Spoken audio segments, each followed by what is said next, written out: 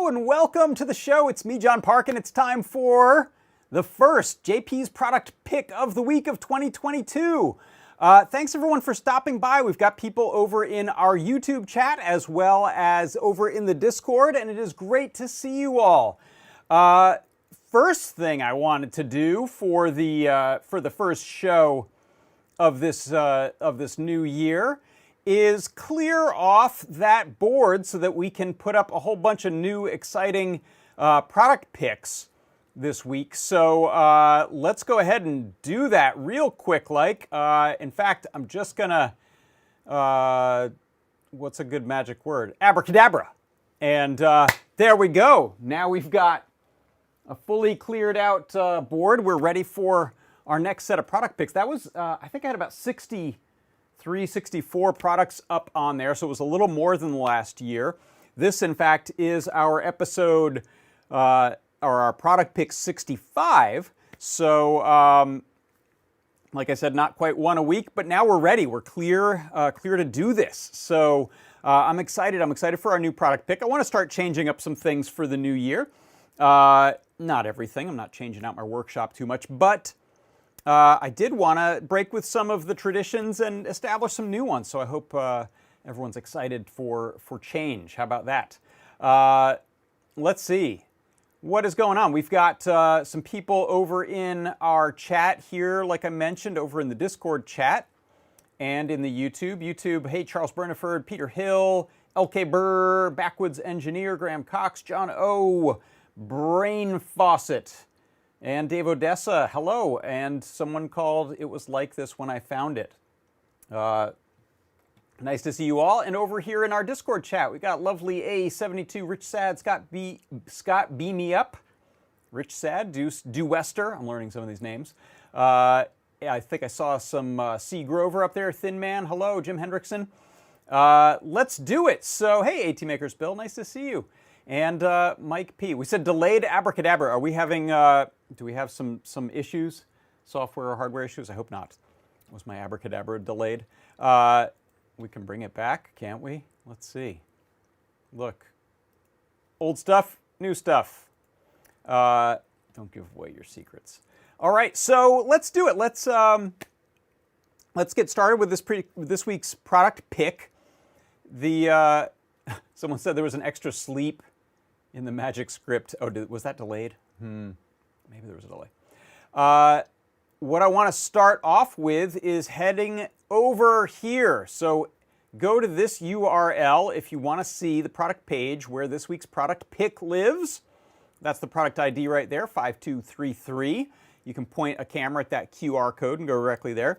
This video plays from inside of there, so you won't miss anything if you head over to that page. What you will see, however, is a 50% off on this week's product pick. You're going to find it's a great bargain this week. So head on over there. Oh, Jim Hendrickson is watching from inside the product page today. How does that experience feel? I hope you're enjoying it.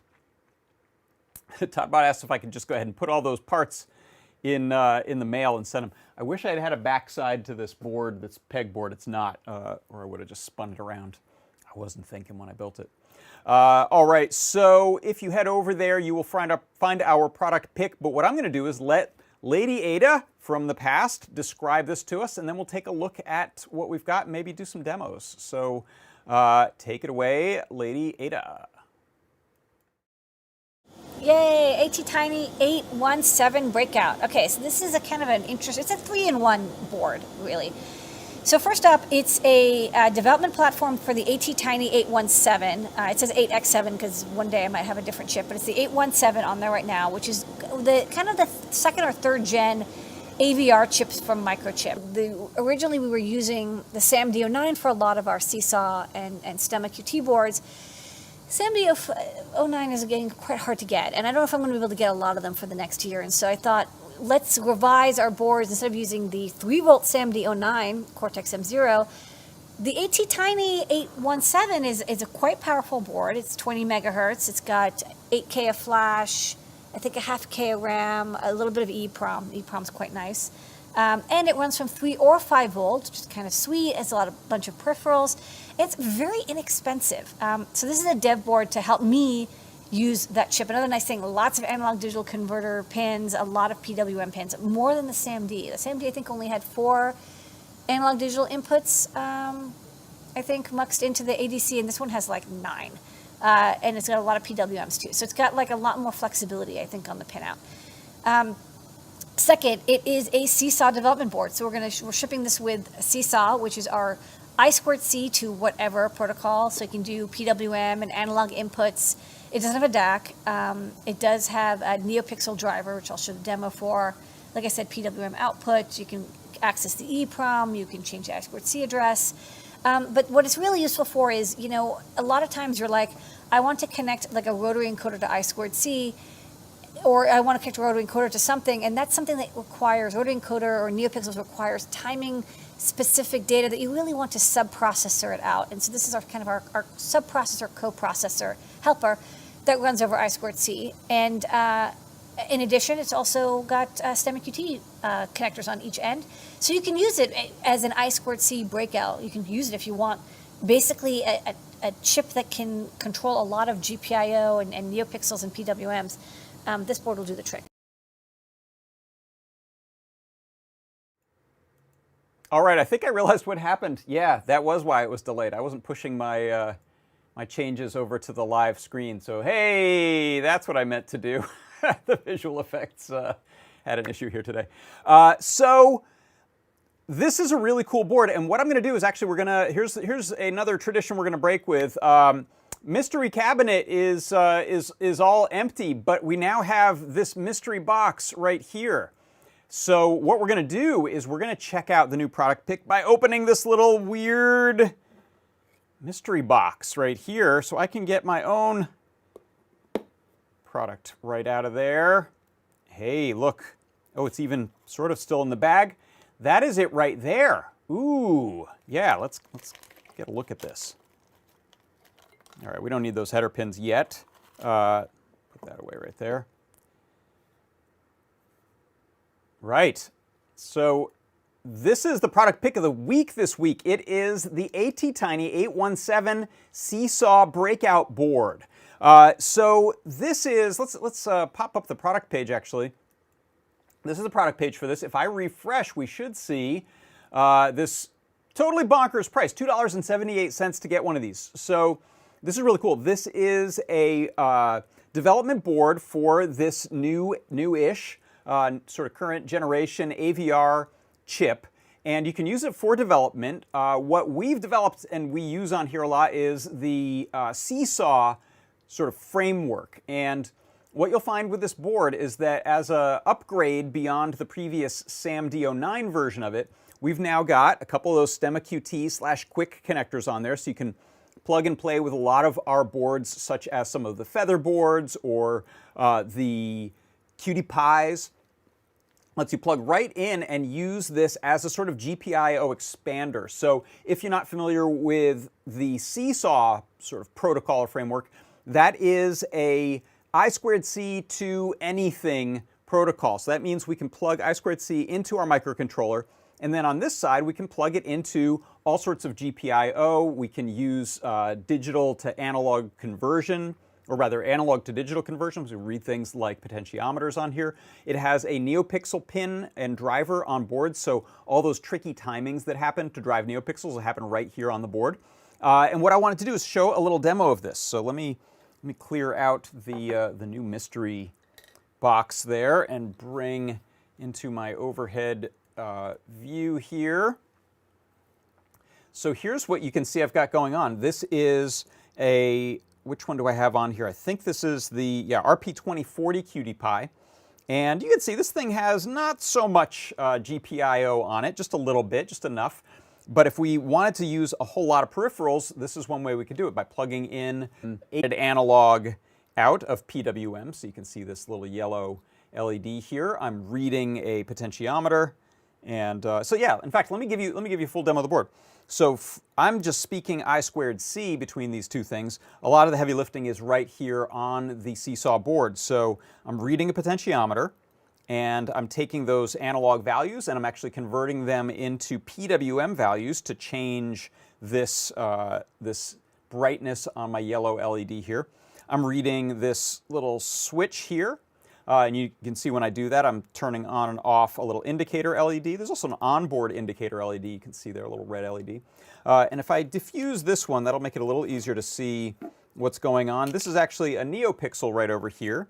And my potentiometer is serving double duty. When I'm in this mode, I can change the speed of a fade between a couple of colors, or 3 colors to be precise. So I'm going between blue, cyan, and a sort of berry purple color there. And it gets faster and faster and faster as I crank that up. And so you can also do some, what else? I think we've got capacitive touch on here, a couple other features. There are the 2 I2C pins, so you can also pick different addresses for these. So really cool board. Now let's take a look over at this page here again. You can see at the bottom of this page, there's a link to the guide here that Kattni wrote, primary guide to the ATtiny817 breakout. So if we head over here, you'll see, of course, we've got a nice pinout page. And this will show you how you can use, for example, the little jumper on the back to cut that to go to 5 volt. This will work anywhere from 2 volt to 5 volt logic. We have it by default at 3.3 volt. That's logic and power. And you've got the breakout for all the different pins. So some of these pin numbers are different than you'll find on Seesaw for the SAMD. There's just how it is. They're different numbers. So you'll want to pay attention to which pins do what. It won't work the same on some of your older Seesaw SAMD09 breakout board code.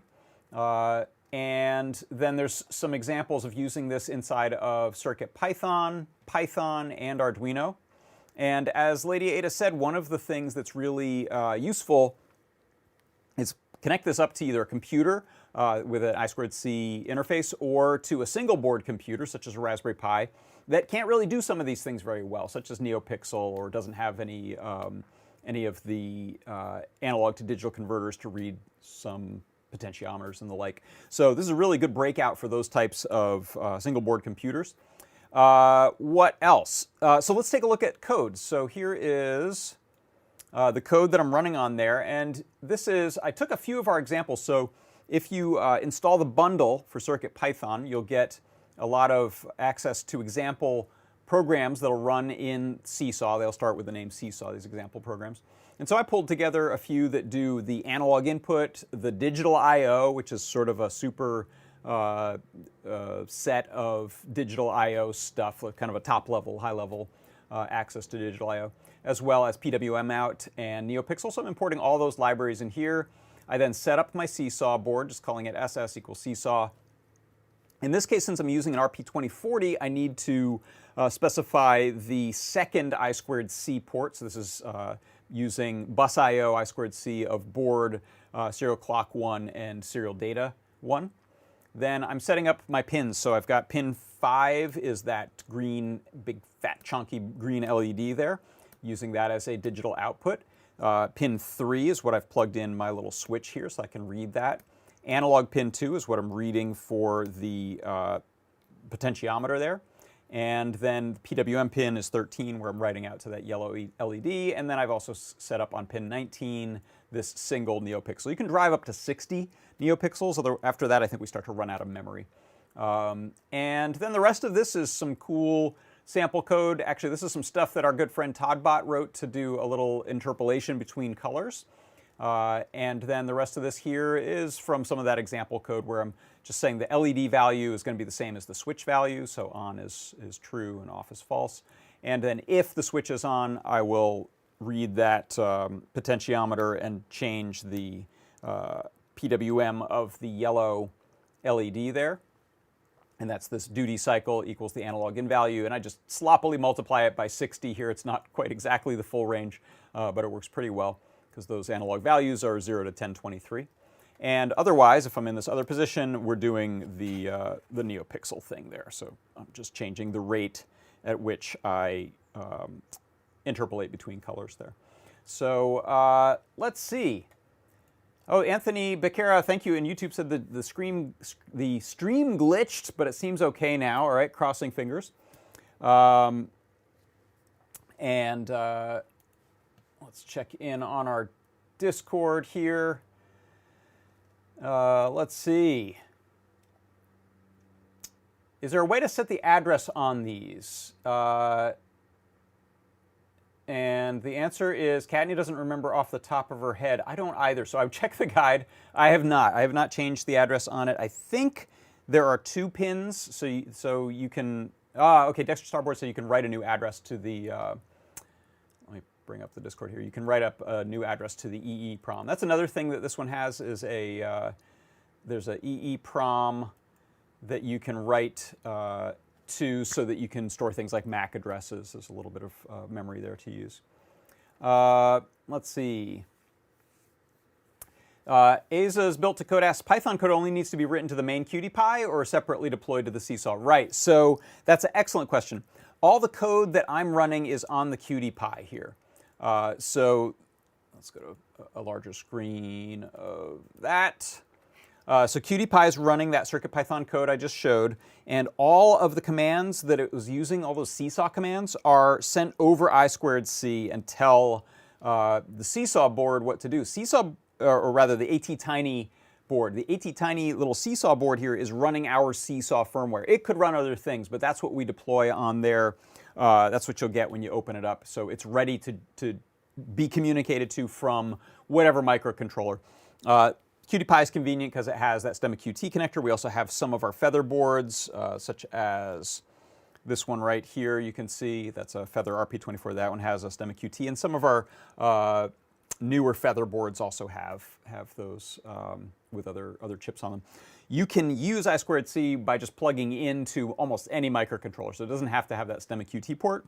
But your Arduino code or your Python code or your CircuitPython code, those go on the microcontroller or single board computer, and you never really have to change this. If you want to use it in the ways that I've shown here, you'll leave that code alone.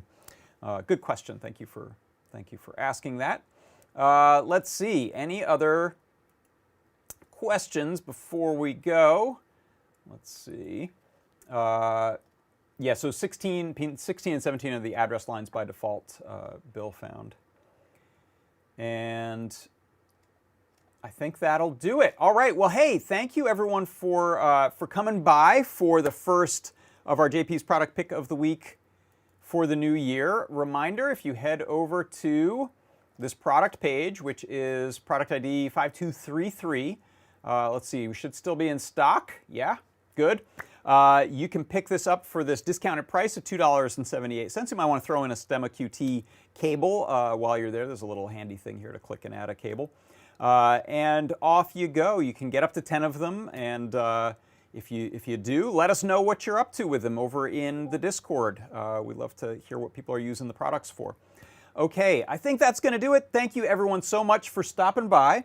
And I will point out one of the other handy things about the STEMMA QT port is that you can use it as a hanger for your board if you're sticking it on a pegboard like I am, like so. So that's the product pick of the week. It's the ATtiny817 Seesaw breakout board.